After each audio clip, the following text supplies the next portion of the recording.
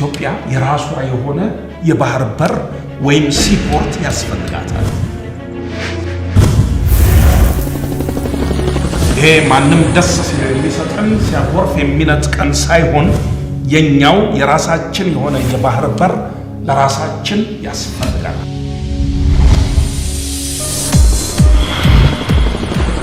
በተሰነጣጠቀ መሰረት ላይ 52 ፎቅ ከመገንባት በጠንካራ መሰረት ላይ አንድ ፎቅ መስራት። የመርከበኝነት ሙያው ነበረኝ። ዛሬ ራሴንስ ሀገሬንስ በምን ልጥቀም? እስከ መቼ ለጅቡቲ ከፍለን እንዘልቃለን? የሀገራችን ጥንታዊ ታሪክ መነሻና መሰረት መሆኑ የታወቀ ነው። በዚህ ጊዜ ጂኦግራፊ መማር ያሳፍራል። ቀይ ባህር የብዙ ትውልድ ደም የፈሰሰበት ሀብት ነው።